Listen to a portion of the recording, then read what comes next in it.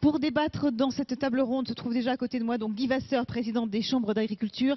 Je vais également appeler donc à nous rejoindre Valérie Métrichequet, secrétaire générale du ministère de l'Agriculture, de l'Agroalimentaire et de la Forêt, et Thierry Boudot, agriculteur dans les Deux-Sèvres. Merci de les applaudir également.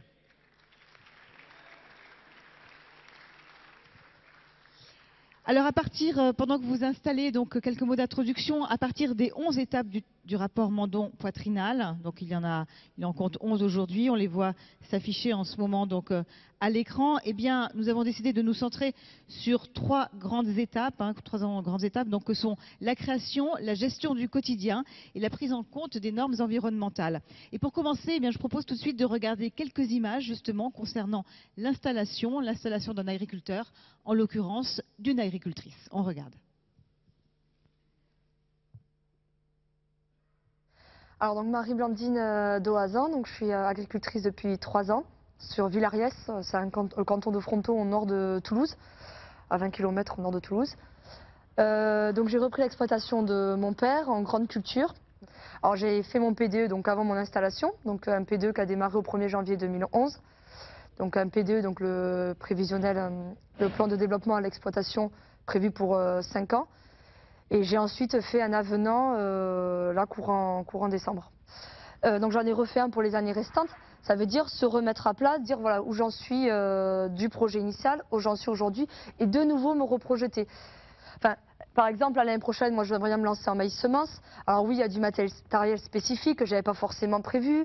Si on achète du matériel en copropriété, avec un pré-GIA, c'est possible, mais on ne peut pas ensuite changer le matériel de société. Donc voilà, ça manque un peu de souplesse, quoi. Alors oui, pour moi, le PDE, c'est important. Il a toute son importance au démarrage pour se projeter et tenir son projet. Ensuite, il ne faut pas qu'il y ait autant de contraintes et nous permettre de rouler et d'être vraiment chef d'entreprise pendant les 5 ans. C'est pas juste une contrainte, hein. C'est quand même quelque chose de très important pour pouvoir asseoir son entreprise et son projet. Parce qu'il faut se mettre à la place du jeune qui, en plus de piloter son entreprise et découvrir le métier, a le stress d'un contrôle, le stress d'une fiche annuelle, enfin le stress et puis l'appréhension de cette fiche annuelle de suivi tous les ans à faire. Au bout de 5 ans, un contrôle où il faut que l'exploitation, le développement de l'exploitation colle à ce PDE. Et ça c'est compliqué. Le métier d'agriculteur reste un métier beau, passionnant, dans lequel on trouve plein de jeunes dynamiques qui ont envie de se lancer et de faire tourner leur structure au maximum de leur capacité. Voilà, donc des images sur l'installation. Thierry Boudot, comment vous réagissez quand vous voyez justement donc, ces images, ce reportage par rapport à ce que vous avez pu vivre vous également lors de votre propre installation? Alors, bonjour à tous, je vais commencer par me présenter. Donc Thierry Boudot, je suis agriculteur en Deux-Sèvres, producteur de céréales et de tabac blond. Et puis je me suis installé maintenant il y a 13 ans. C'est pas si loin, mais il y a déjà pas mal de choses de passées depuis.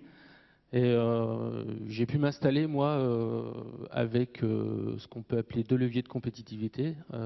C'est qu'en fait, il y a une CUMA autour de chez moi. Et en fait, je ne me suis pas installé tout seul, avec les gens qui sont autour et ce qu'on peut faire en baisse de charge sur le matériel et la solidarité des gens qui sont autour. Ça a été pour moi un facteur très, très important pour l'installation et surtout l'accès à l'eau. Voilà. Et pour revenir sur ce qu'on a vu là dans le reportage, donc le parcours à l'installation a évolué, hein, moi depuis que je me suis installé. Jeune agriculteur a beaucoup travaillé pour adapter le parcours en fait au nouveau profil des gens qui s'installent, qui des fois ont une autre vie professionnelle avant, qui sont plus vieux. Ça, c'est pas forcément une complexité d'avoir un nouveau parcours qui soit un peu à la carte. Par contre, ce qui peut être une complexité, c'est d'avoir des porteurs de projets, donc là on appelle ça des PDE, qui engagent les gens sur 5 ans. Et évidemment, une exploitation agricole, elle n'est pas figée pendant 5 ans. Et quand on a un projet ou un PDE, moi c'était mon cas, mais c'est le cas de tout le monde dans la salle, évidemment qu'au bout de 5 ans, le projet il a changé. Donc ça, je pense que c'est une vraie demande des jeunes, c'est que les avenants ou les possibilités de rajouter ou d'enlever des choses soient simplifiées administrativement. Alors Valérie, donc, il y a eu des assises donc, de l'installation. Est-ce que vous pouvez nous présenter les suites de ces assises? Qu'est-ce qui s'est dit depuis? Qu'est-ce qui s'est fait? Oui.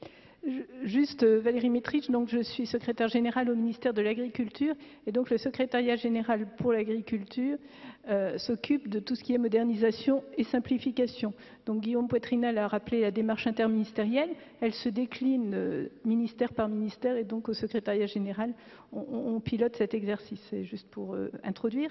S'agissant de la problématique, effectivement l'installation c'est une phase essentielle critique de la vie des entreprises, puisque c'est la naissance. Il faut peut-être revoir juste une spécificité agricole, qui est que l'installation de cette entreprise bénéficie de fonds publics depuis 40 ans, de fonds publics communautaires, et que derrière ce soutien public, je rappelle juste les chiffres, c'est 200 millions d'euros par an de subventions à la fois budget de l'Union européenne et France, et plus de 110 millions d'euros d'allègements fiscaux, il y a, c'est bien normal, un encadrement avec des règles communautaires.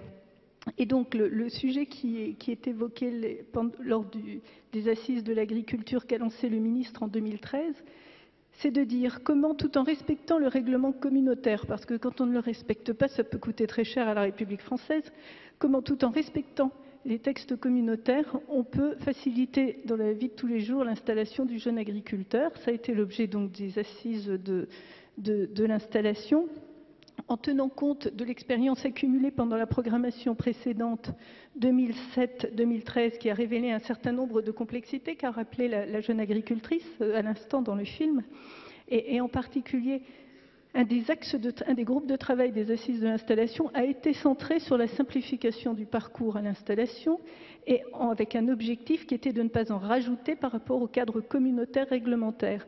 Donc pour prendre un exemple, la durée de 5 ans est dans le cadre réglementaire. Il est donc difficile d'y revenir parce que si on y revient, ça veut dire qu'on ne respecte pas le règlement communautaire et donc on appelle la subvention communautaire. En revanche, dans la façon d'apprécier la conformité, c'est vrai que des travaux se sont engagés pour dire comment on peut apporter plus de souplesse aux jeunes pour qu'ils ne soient pas mis dans un carcan par rapport à son projet initial. La conjoncture économique ou les aléas climatiques ou sanitaires peuvent toucher le jeune dans la période de 5 ans. Il faut qu'il ait une possibilité de s'adapter rapidement. Et donc le nouveau process qui va se mettre en place pour la prochaine période de programmation 2014-2020, justement, va apporter cette souplesse dans l'adaptation par le jeune. Guy Vasseur, donc un mot sur cette première étape d'installation, primordiale effectivement pour vous aussi. Bien sûr, je crois qu'il faut donner toute la souplesse nécessaire aux jeunes qui s'installent. Il ne faut pas que le parcours à l'installation soit le parcours du combattant. Et comme je l'ai dit tout à l'heure, appliquons les dispositifs européens, ni plus ni moins. Alors, j'ai bien entendu et je savais effectivement qu'une réflexion est engagée avec les JA sur ce débat. Néanmoins, je pense qu'il faut aboutir rapidement. Beaucoup de chantiers sont engagés là-dessus comme ailleurs. Ce que les paysans ont besoin, et les jeunes en particulier, c'est des actes qui concrétisent effectivement les propos. Alors à propos du statut, Thierry Boudot, du statut donc, et notamment de la question du statut d'agriculteur professionnel, quelle est votre position par rapport à ça aujourd'hui sur cette volonté d'aller vers un statut d'agriculteur professionnel?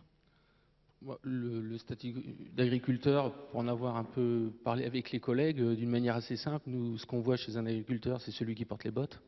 Voilà comment on définit un actif agricole. Non, pour être un peu plus... pour avoir un peu plus d'éléments, je dirais d'une part quelqu'un qui est formé. Bon, je l'ai un peu dit tout à l'heure, hein. Moi c'est mon cas, je me suis installé avec des compétences, pas avec des hectares. Et je pense que c'est important dans notre profession, on ne peut pas y rentrer et en sortir comme ça. Une formation, et puis derrière, nous ce qu'on demande, c'est que l'actif agricole, il soit un minimum un actif de l'exploitation, ça peut être à temps partiel, et puis qu'il ait une partie des capitaux de l'exploitation. Voilà. Alors justement pour vous Valérie, donc quelle est votre position au ministère? Donc les parlementaires vont décider, ça c'est sûr, mais donc quelle est la position du gouvernement aujourd'hui? Déjà, cette question, il faut quand même le rappeler, parce que la simplification, c'est une chose utile. Dans le même temps, il faut toujours bien mesurer les conséquences de ce qu'on va faire avant de simplifier pour éviter de ne pas recréer des complexités. Le sujet des actifs, parce que là, dans les questions, il y a même deux notions qui sont en train d'émerger. Il y a la notion de l'agriculteur professionnel, il y a la notion d'actif. Et même cette évolution sémantique montre que le sujet n'est pas si facile que ça. Donc, par rapport à la question posée, c'est vrai qu'en agriculture, on a toujours eu une vraie difficulté, ça fait 50 ans qu'on tourne autour, sur comment on définit l'actif en agriculture, ou comment on définit l'agriculteur, ou comment on définit l'agriculteur professionnel. La profession agricole a toujours ressenti, et je trouve très légitime les propos que tenait mon voisin, a toujours ressenti le besoin de faire reconnaître cette notion d'agriculteur qui est aussi un facteur d'identité fort, et ça me semble très légitime. Le ministre, comme vous le savez, était attaché également à la clarification de cette notion dans un objectif de transparence et d'équité dans la reconnaissance du travail en agriculture. C'est le sens de la disposition introduite dans la loi d'avenir au travers du nouvel article 16 bis A. Nous légiférons et nous rajoutons un article ce faisant. Mais pourquoi pas donc cet article... Pas trop dans le sens de la simplification. Oui, mais je crois que c'est justement ce qui est demandé et que des fois, il faut rajouter du réglementaire pour simplifier. Bref, cet article 16 bis A prévoit d'ores et déjà un répertoire des actifs agricoles et la discussion se poursuit au Sénat au mois d'avril, donc on n'est pas au bout du processus. Mais ce que je voulais juste dire par là, c'est que je pense qu'il y a un esprit d'ouverture, comme vous posiez la question, à tout dispositif qui permet la clarification et la transparence, mais ça suppose trois choses. Ça suppose qu'on soit bien clair sur l'objectif recherché, ça suppose qu'on choisisse le bon moyen pour répondre à l'objectif identifié, et enfin, ça suppose aussi qu'on le fasse avec le souci de faire le moins de contraintes administratives. Alors Guillermo, rapidement donc, sur cette notion de statut d'agriculteur professionnel. Oui, la proposition effectivement du gouvernement qui a été votée à l'Assemblée nationale ne nous convient pas. Autant comme je suis d'accord avec Valérie Bétry-Chaquet sur le fait que les agriculteurs ont besoin d'identité. Et pour les agriculteurs que nous sommes, la reconnaissance à travers la société d'un statut d'agriculteur chef d'entreprise, et ça passe par une définition de l'agriculteur professionnel. Ce n'est pas forcément totalement la loi, mais la loi doit donner la possibilité de le faire. Évidemment, derrière cela, s'entraîne la tenue d'un registre de l'agriculture, comme les chambres de commerce, effectivement, et donc les commerçants et les industriels sont dans ce type de registre, comme les métiers de l'artisanat sont dans ce type de registre. Et c'est simplement ça que nous demandons, la reconnaissance de ce qu'est un agriculteur professionnel, d'une part, et puis le registre qui permettra la simplification. Ce qui est proposé aujourd'hui, je ne vais pas plus loin, ce n'est pas de la simplification, c'est une mécanique supplémentaire qui vient ajouter à une mécanique qui n'est déjà pas compréhensible. Ce n'est pas possible. Donc voilà, on compte sur les parlementaires, mais néanmoins sur le ministère pour qu'on aboutisse à cette simplification et cette reconnaissance des agriculteurs professionnels. Alors après cette première étape d'installation, donc on a identifié une autre étape, la gestion du quotidien. Thierry Boudéau, donc quels sont les problèmes principaux que vous rencontrez dans cette gestion? Est-ce que c'est qu'il y a trop de paperasse, trop de papiers à remplir? Ce matin, c'était tôt dans la voiture, j'ai entendu deux jeunes là, sur RMC qui parlaient de ça. Moi, je me retrouve dans ce qu'ils disaient, en fait, c'est que si je prends par exemple les 5 jours de la semaine, bon, ça fait aussi partie de moi. Il se trouve que je suis militant et en responsabilité professionnelle à l'AFDI, Agriculteurs Français Développement International. J'y passe en moyenne une journée par semaine. C'est passionnant et ça, je l'assume complètement. Parce qu'en plus, voilà, on s'intéresse au développement des autres en même temps qu'on s'occupe du sien. Mais le reste de la semaine, on travaille un peu dans les champs, on fait le travail qu'il faut sur l'exploitation. Mais ça, il faut aller jusqu'au samedi au moins pour arriver à le faire. Parce qu'entre-temps, il y a les autres responsabilités et surtout la complexité administrative de l'exploitation. En fait, ce que disaient les deux jeunes ce matin, c'est que ce temps-là, il vous mange le temps qu'il faudrait prendre pour se former, pour gérer son exploitation et avoir un peu de temps avec la famille. Voilà. Bravo, on peut applaudir Thierry, effectivement. Alors Valérie, qu'est-ce que vous répondez donc justement à ce genre de problématique? Donc ce que je réponds, c'est dites-le nous une fois. Donc voilà. Guillaume Poitrinal tout à l'heure a évoqué une des démarches qui était prévue dans le plan gouvernemental de simplification, qui est de dire à l'usager dites-le nous une fois. Qu'est-ce que ça veut dire? C'est qu'une fois que l'usager a donné une pièce pour une procédure à l'administration, celle-ci ne la réclame plus, ni pour cette procédure, ni pour une autre qui va venir.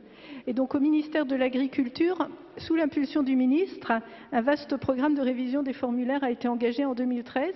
Et c'est vrai que la tâche est lourde au ministère de l'Agriculture. Nous sommes le deuxième ministère pourvoyeur de formulaires, plus de 400, dont 200 pour les aides de la PAC, 50 pour le secteur social, et puis le reste, c'est un peu pour tous les autres secteurs d'activité.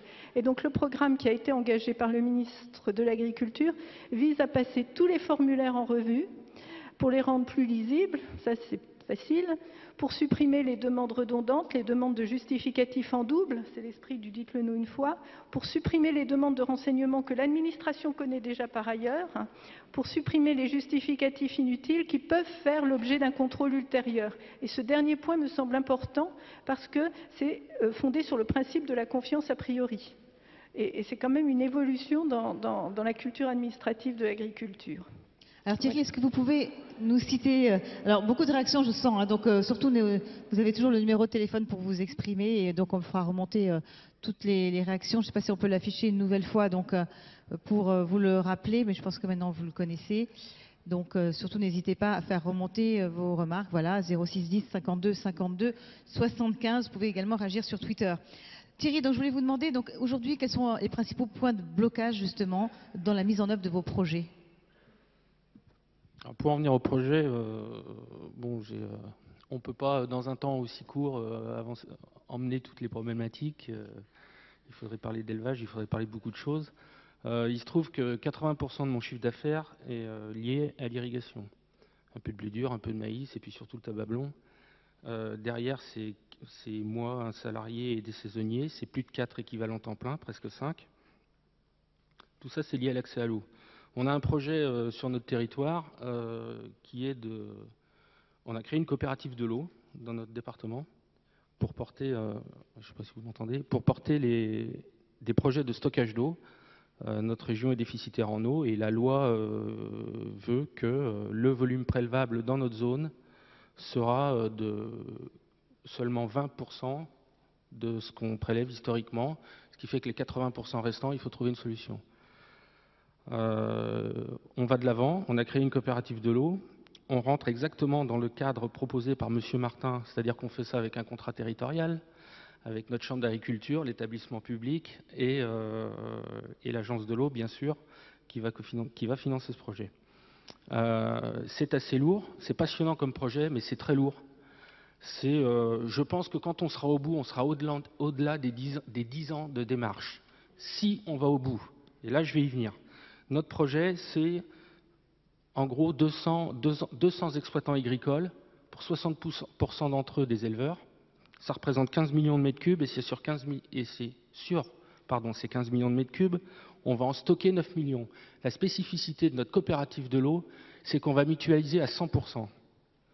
C'est-à-dire que les gens raccordés seront les prélèvements substitués pour préserver l'impact environnemental. C'est d'ailleurs des discussions qu'on a en comité de pilotage avec les financeurs, dans lequel comité de pilotage, on invite bien sûr tous les acteurs de l'eau et notamment les associations environnementales. Et en fait, donc c'est très lourd, il faut le porter, il faut convaincre les collègues, mais on y arrive, tout le monde est convaincu, et ceux comme moi-même qui ne seront pas raccordés à la retenue, donc qui ont un risque, acceptent de payer la même somme que les autres. C'est un système mutualisé à 100%. Pour que ça tienne, il faut aller au bout. Il ne faut pas que les indicateurs changent. On travaille avec un bureau d'études. Et ça, je sais que M. Martin y est sensible. Quand on emmène un projet aussi lourd que ça, avec l'agence de l'eau, que l'État valide, et qui sera validé en comité de pilotage, est-ce que derrière, avec la modification du SDAGE, les indicateurs vont être les mêmes? Et l'autre question, c'est, pour financer ce projet, on fait appel à l'agence de l'eau et à l'État, bien sûr avant aux agriculteurs, sauf que pour que ça reste rentable, il faudrait que tout le monde y participe, enfin pour que ça reste rentable, pour qu'on rentre dans les clous, parce que ça coûte cher tellement il faut faire d'études, et plus on attend, plus ça coûte cher, plus il faut faire d'études. Et pour faire ça, il faudrait qu'on ait aussi les fonds FEADER. Les fonds FEADER passent par la région. Dans notre région, la région ne veut pas mettre 1 euro. Et là, on arrive dans la complexité administrative et réglementaire, parce que pour un projet, on a plusieurs financeurs. Il faudrait un guichet unique. Et si notre projet, il est, comme on me l'a dit à plusieurs fois, exemplaire, tout le monde doit le financer et on ne le présente qu'une seule fois. Alors justement, Valérie, est-ce qu'il ne faudrait pas mettre en place donc une autorisation unique, des projets différemment portés, on va dire, des moyens finalement, des outils différents? Oui, donc en fait, il y a deux sujets. Il y a l'attribution des subventions d'un côté et puis les décisions administratives de l'autre. Là, pour parler des décisions et des procédures d'autorisation, une démarche initiée par Monsieur le ministre en charge de l'écologie dans les États généraux de la modernisation du droit de l'environnement va précisément dans ce sens de rendre les normes et les procédures plus lisibles et donc in fine mieux appliquées par les agriculteurs ou les usagers, donc mieux compris, donc mieux appliquées, c'est du donnant-donnant. Et aussi visant à dire à l'agriculteur ce qu'il doit faire une bonne fois pour toutes. Plus concrètement, 2 initiatives ont été engagées sous la forme d'expérimentation. L'une de ces expérimentations, c'est l'autorisation unique, vise à regrouper en une seule demande et donc en une seule décision les autorisations nécessaires à la réalisation d'une installation au titre de réglementation relevant de la compétence de l'État, mais ça au titre de plusieurs réglementations, l'environnement, l'urbanisme, la forêt, l'énergie. Et donc il s'agit d'une autorisation qui serait unique au titre de toutes ces réglementations, avec 2 sous-expérimentations, une autour de l'autorisation installation classée pour la protection de l'environnement et une au titre des autorisations police de l'eau. Et puis une autre expérimentation souhaitée par le ministre concerne le certificat de projet, donc ça se rapproche plus de l'expérience que M. Boudot évoquait, c'est-à-dire par un document adressé aux pétitionnaires, l'État s'engage sur la liste des réglementations applicables, sur les procédures et les délais d'instruction. Et ce qui serait intéressant, c'est que la réglementation applicable au moment de la délivrance du certificat de projet est maintenue pendant un délai de 18 mois, ce qui fait que le cadre réglementaire d'origine est maintenu et que la lisibilité, au moins sur 18 mois, est assurée. Après, la question qu'évoquait M. Boudot tout de suite, c'est le guichet unique pour les subventions. Et ça, effectivement, dans le cadre de la programmation du Fonds européen agricole de développement rural, une des préoccupations, c'est aussi de voir comment on peut mieux articuler les procédures pour que l'agriculteur ne bénéficie que d'un point d'entrée pour les différentes subventions. Alors, visiblement, donc tout n'est pas forcément clair. Guy Vasseur, donc comment est-ce que vous réagissez à ce que vient de nous dire Valérie? Décodez-nous, expliquez-nous. Il va y arriver, il va y arriver. Non, simplement, c'est une excellente idée. La démarche qui peut être entreprise dans le cadre donc d'un guichet unique, finalement, vis-à-vis des installations classées, et puis tout ce qui est effectivement dans la démarche IOTA, c'est une nouvelle formulation, mais qui permettra, à travers ces 2 expérimentations, de voir la faisabilité d'une simplification. Donc c'est une bonne idée. Simplement, en m'adressant au ministre, mais peut-être y répondra-t-il tout à l'heure, je crois qu'il ne faut pas attendre 3 ans ou 4 ans pour tirer les leçons de cette expérimentation. Je pense qu'en quelques mois, on peut déjà avoir une idée de la réalité de cette simplification et de l'utilité de l'usage qui en sera fait sur le terrain. Simplement, 2 autres questions. La première, est-ce que cette démarche concernera aussi les coopératives agricoles? Parce qu'on sait très bien tous les investissements qui sont portés au nom des agriculteurs par les coopératives. Et puis, pendant que effectivement j'ai le micro, c'est pas tout à fait dans cette démarche. Néanmoins, la simplification des procédures phyto pour des usages orphelins et les cultures mineures est quelque chose aujourd'hui qui est primordial pour maintenir sur notre territoire ces productions. Comme je propose qu'il faut aussi simplifier les documents du Conseil phytosanitaire, parce que là, c'est un problème de lisibilité, et j'ai recensé, il y a 13 points dans le document d'accompagnement, il y en a au moins la moitié de trop, et ce qui veut dire qu'en termes de simplification, on facilite la lecture et on permet évidemment donc à l'agriculteur de mieux se l'approprier. Et puis je parlais tout à l'heure bonjour Monsieur le Ministre.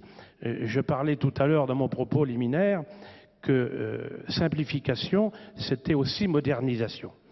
Et voilà, j'insiste, nous insistons pour qu'il y ait véritablement le lancement de l'expérimentation sur la dématérialisation des documents d'identification animale. Nous sommes tous prêts pour y aller, donc il faut y aller. On attend évidemment le feu vert et puis l'engagement du ministère de l'Agriculture. Là, je dédouane le ministre de l'Écologie pour que nous puissions aller sur cette démarche de simplification. Mais on est effectivement dans une demande d'expérimentation parce que, évidemment, tout n'est pas réglé. Il faut toujours expérimenter dans notre profession pour pouvoir prouver et avancer. Alors, beaucoup de commentaires sont remontés déjà. Vous réagissez évidemment beaucoup donc, par Twitter et par les SMS. Des remontées sur le nombre de formulaires. Donc, l'agriculture est prête à s'impliquer pour en réduire le nombre. Voilà. Demande d'une expertise en amont de la mise en place des nouvelles mesures. Ça fait partie donc effectivement des commentaires qui sont faits. Et puis dans les questions, est-ce que la simplification prévoit l'informatisation des démarches qui permettrait un gain d'efficacité supplémentaire? Donc, je ne sais pas si Valérie, vous voulez dire un mot là-dessus.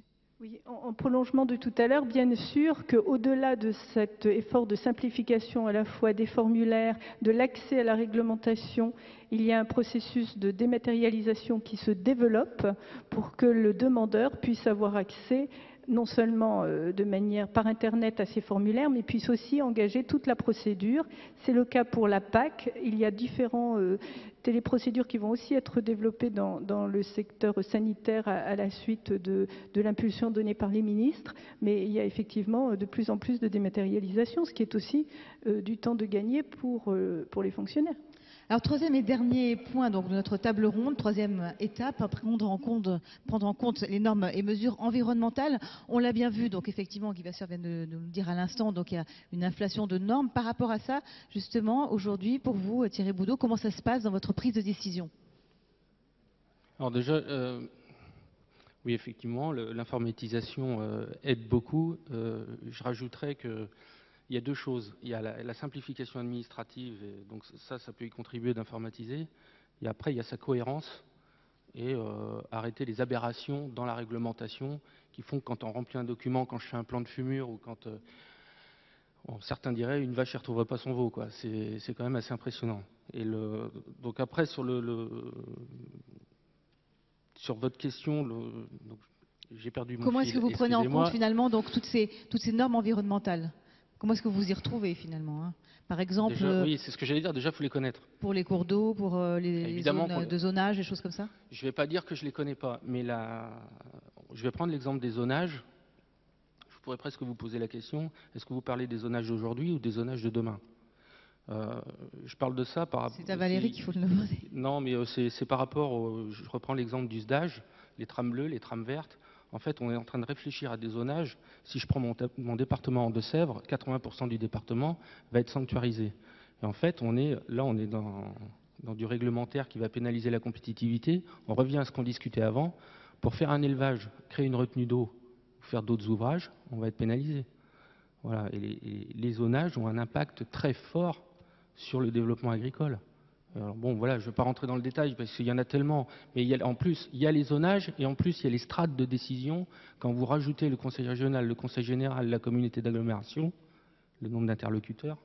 C'est ce que nous disait tout à l'heure Guillaume Poitrinal, effectivement. Et par exemple, est-ce que vous avez peut-être justement d'autres exemples à nous donner, notamment peut-être la gestion des contrôles? Comment ça se passe pour vous? Alors, le contrôle, j'en ai eu...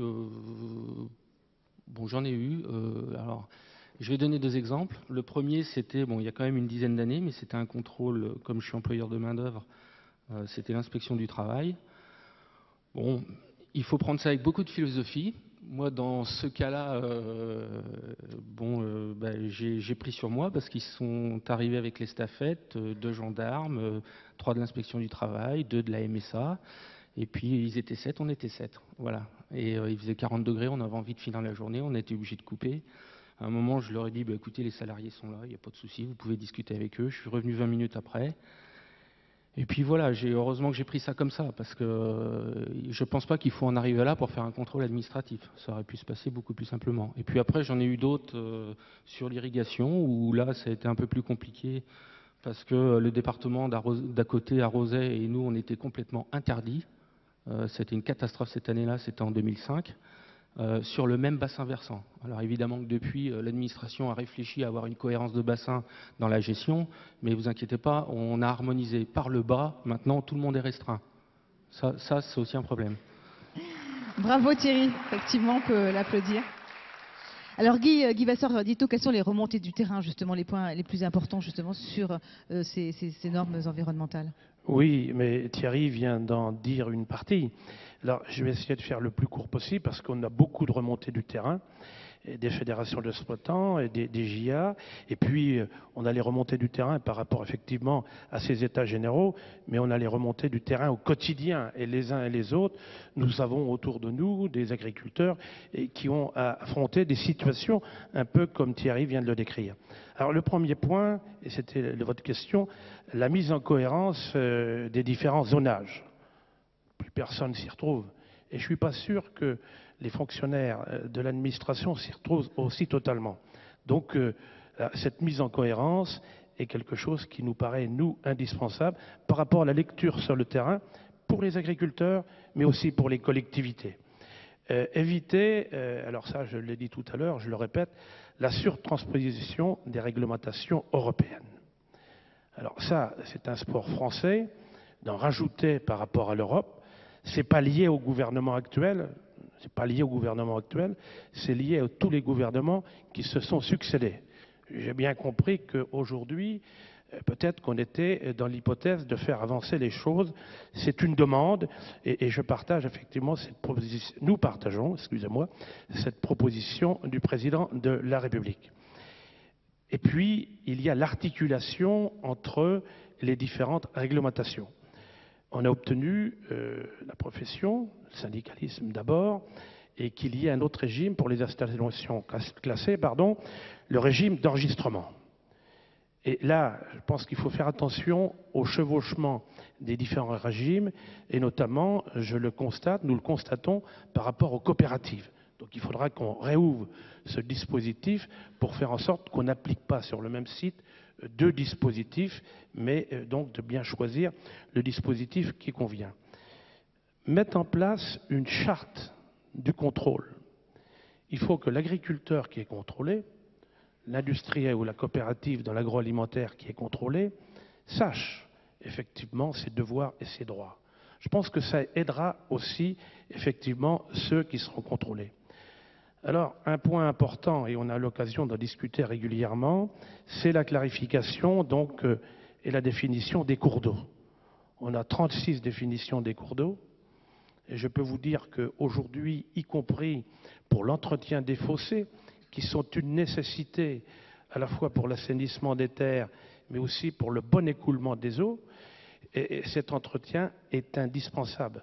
Je crois qu'il faut faire une nuance entre ce qu'on appelle entretien et ce qu'on appelle évidemment curage. Mais si en termes d'entretien, nous sommes obligés d'aller faire des démarches en permanence au niveau de l'administration, on va encombrer l'administration qui a autre chose à faire, et puis on est dans un dispositif et qui va paralyser le système. Débloquer les projets de stockage de l'eau. Les ministres ont débloqué effectivement les sorties du moratoire. Parfait. En m'adressant à eux, nous pensons qu'au-delà effectivement de l'état de fait des déclarations des ministres et des déclarations et des textes, ça doit aller sur le terrain aussi. Je suis obligé de dire que nous constatons qu'il n'y a pas forcément dans les administrations déconcentrées la mise en œuvre de ce que les ministères ont décidé en sortant du moratoire, alors que nous connaissons effectivement les agences de l'eau qui sont prêtes à y aller. Donc c'est quelque chose qui nous paraît primordial. Le discours parisien, c'est une chose. La réalité, l'application sur le terrain doit être en ordre de marche. Il ne doit pas y avoir de différence entre ce qui est dit, les propos, et puis les actes sur le terrain. La mise en œuvre de la directive nitrate. Alors, je ne peux pas rentrer tout dans le détail. Non, on n'a pas le temps. Non, mais ça, j'ai bien compris. Mais nous sommes dans une impasse. La France va être condamnée, ok. Toujours est-il que les agriculteurs ne comprennent pas les dispositifs qui sont mis en place. Il faut sortir du dispositif dans lequel on est enfermé. Il faut redonner du sens, effectivement, au pourquoi de la directive nitrate. Les paysans que nous sommes sont d'accord pour répondre aux préoccupations de la société et d'aller à la reconquête de la qualité de l'eau, mais il faut donner du sens, et le sens, c'est à la fois la prise en compte de l'agronomie et des réalités donc sur le terrain. Et puis, dernier point que je voulais évoquer, pour ne pas être trop long, je pense que je suis dans les clous. Hein. Ça va. Et quand je vois que vous me souriez, c'est que je suis satisfait, que je peux continuer. Pas trop alors. Ah bon, il ne faut pas que j'en abuse. Non. Non. Je souhaiterais que, au-delà de la réglementation, au-delà de la législation, au-delà de la contrainte, au-delà des actions punitives qu'on voit tous les jours, qu'on privilégie effectivement le contrat. Le contrat par la prestation, et je sais que sur les aires de captage, mais dans d'autres domaines, on peut effectivement être dans cette démarche de contractualisation, et c'est là reconnaître l'action des paysans, et c'est reconnaître l'action des paysans dans l'intérêt général, donc pour la reconquête de l'eau, la qualité de l'eau, mais c'est aussi reconnaître leur action au quotidien. Merci, on arrive à la fin de cette table ronde. Effectivement, on peut applaudir Guy Vasseur.